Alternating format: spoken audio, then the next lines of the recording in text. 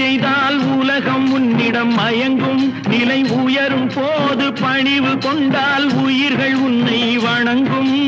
உண்மை என்பது அன்பாகும், பெரும் பணிவு என்பதும் பண்பாகும்.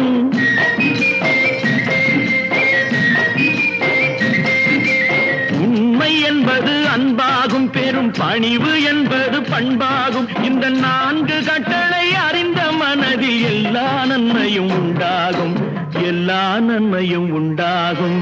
6 மனமே 6, அந்த ஆண்டவன் கட்டளை 6. 6 மனமே 6, அந்த ஆண்டவன் கட்டளை 6.